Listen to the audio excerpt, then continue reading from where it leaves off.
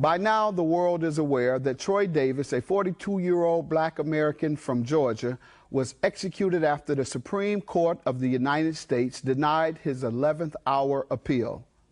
He was convicted in the 1989 murder of an off-duty Savannah, Georgia police officer, but he maintained his innocence until the very end. Davis exhausted all of his appeals in the court system, fighting to win a new trial.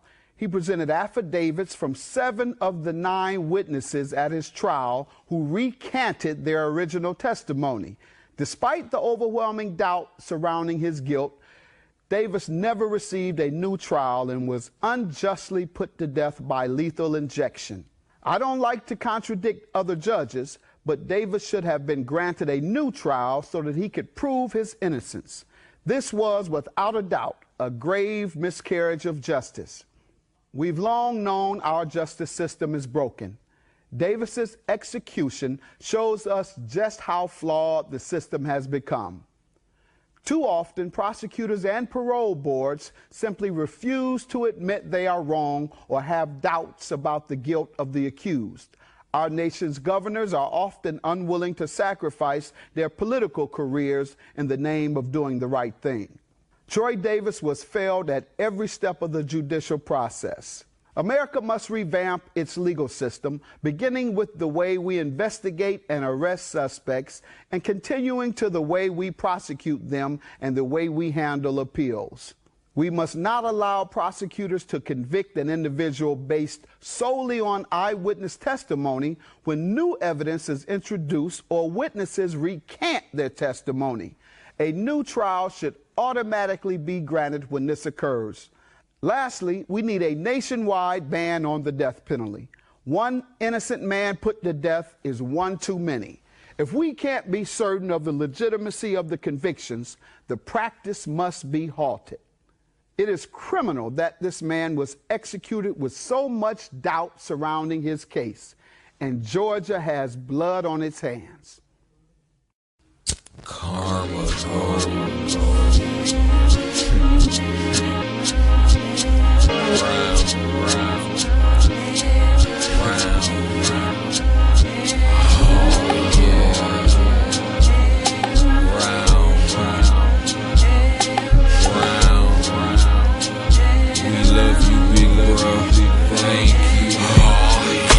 I guess I'm in a functional shock. Feel like I'm dead. Heard what they said, but can't get it through my head. I'm still breaking bills, getting chains to come feed you. Can't believe you're going more than ever I need you. And now I'm supposed to coach like you. And hold it up.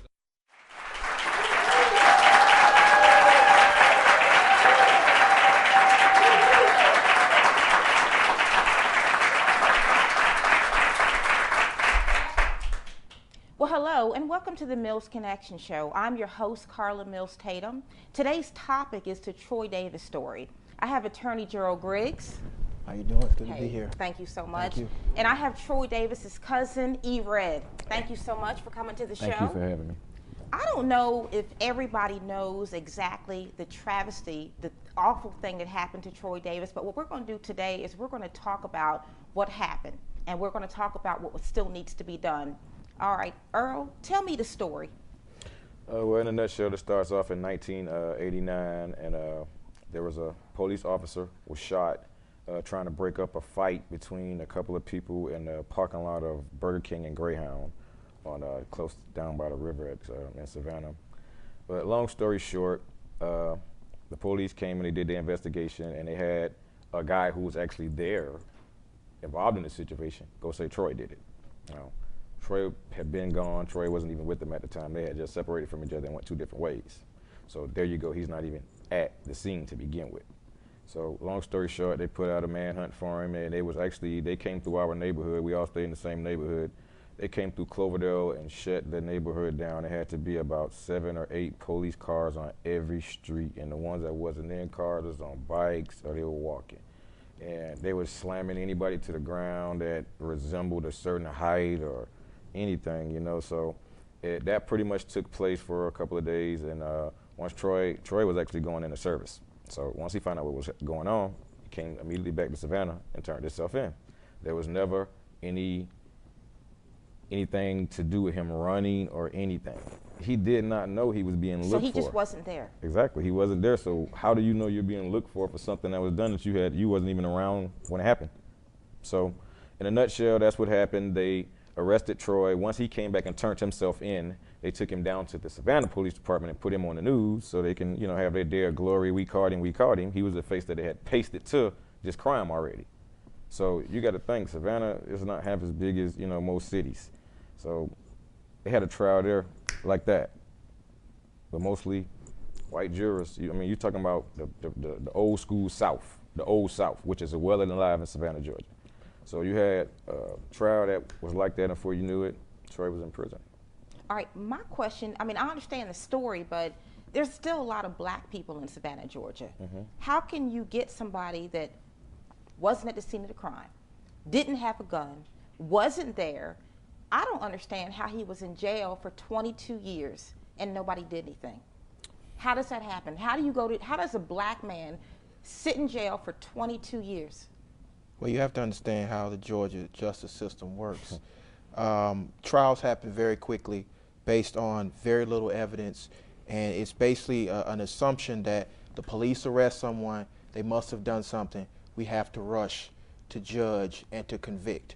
And after a conviction comes, it's very, very, very, very hard to overturn a conviction in Georgia through the Court of Appeals, through the Supreme Court, and then ultimately up to the United States Supreme Court. So this is unfortunately not a rare occurrence, so when you fail to get adequate defense, you fail to have the police adequately investigate. When you say adequate defense, do you mean he had a court-appointed attorney, or do you mean you have to have money to have a real attorney? Break it down. Well, I had to break it down. If you come from a certain economic background, you're not going to get the best representation.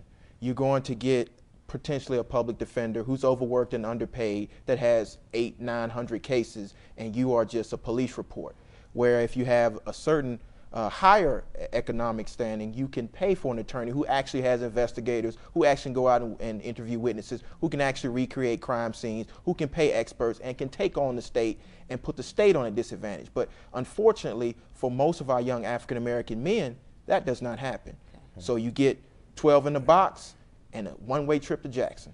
So this is nothing to play with. So all of us women that have sons, this is something we need to really pay attention to, because you got to have a lot of money. When you talk about money, how much money are you talking about for a criminal case like this? Well, it depends. Your basic criminal offense is probably going to run you $5,000 retainer. Okay. You get up into the murders, the rapes, you're getting up into $25,000, $50,000, maybe even $100,000 for an adequate defense. So for a Troy Davis case, how much money are we talking?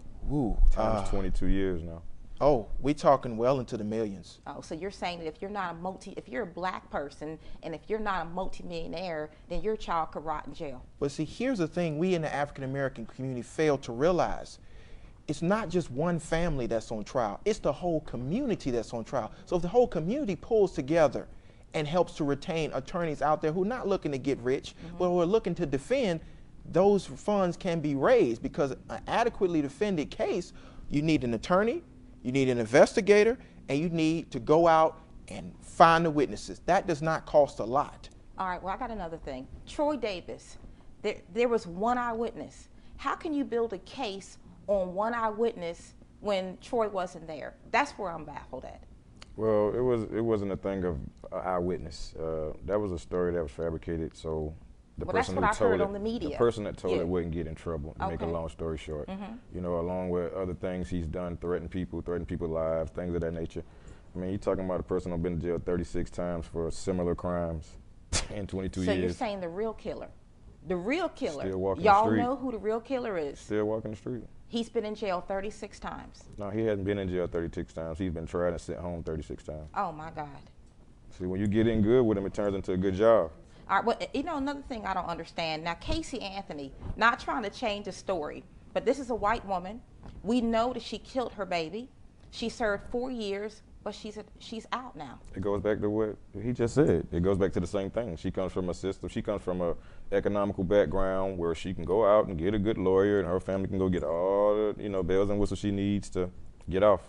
Well, that's crazy. All right, now tell me some more. You were telling me that with Troy Davis, as far as the police, everybody in the beginning of the case to the end of the case was all the same people. How does that happen? How do you have the same people from the beginning? This is a 22-year process, and you had the same people from the beginning to the end. I don't understand. Because you still have the same people that hold power. You still have the same people with all the connections they made in that same arena. The judicial system doesn't change. You know, over time they get new people, but it doesn't happen like a restaurant job will have the turnover ratio every month. It doesn't happen like that. You know, and in Savannah, they have so much power over everything. Most of our black officials are puppets, for lack of a better word. But Clarence Thomas, isn't he from Savannah?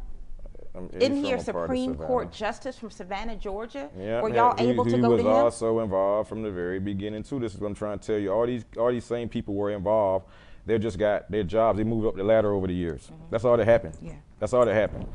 So, you know, I think he somewhat dealt with one of the Bush girls and got married and went to Supreme Court. Now, that's how he got his nomination or whatever. I'm not sure. But that's how it all happened. And he left Savannah, and he wasn't a loved politician in Savannah. He wasn't a wanted politician in Savannah.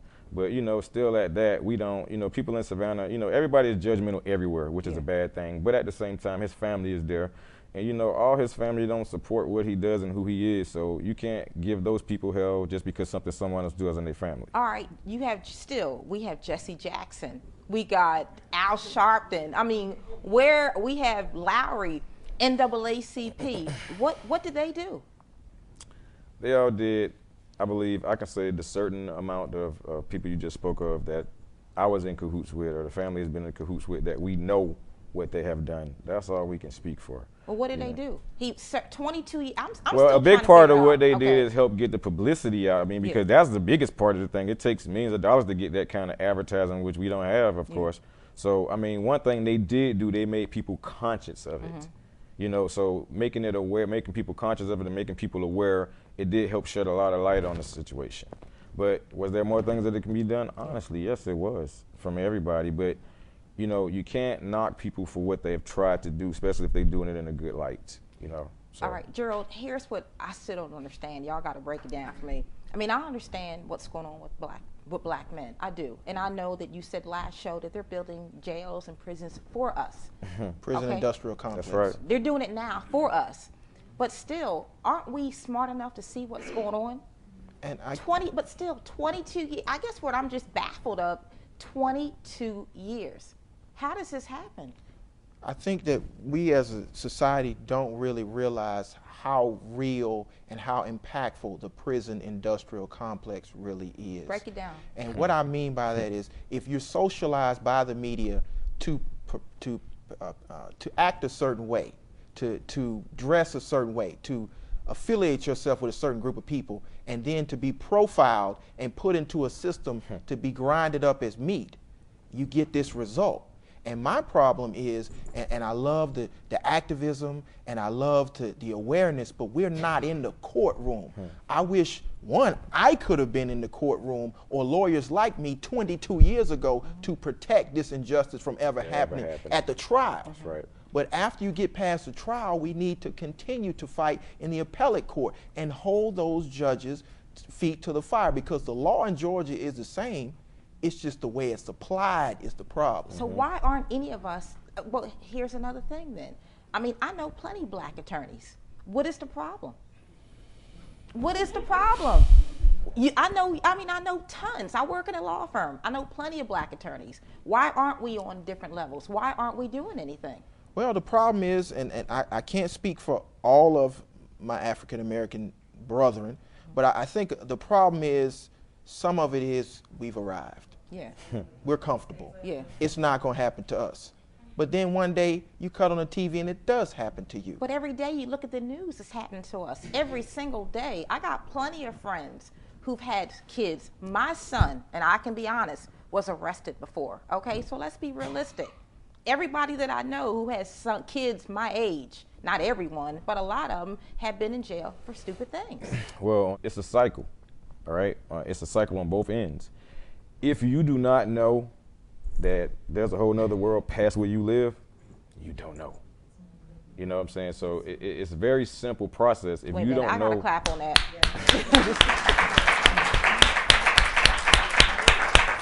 if you don't know there's other opportunities out there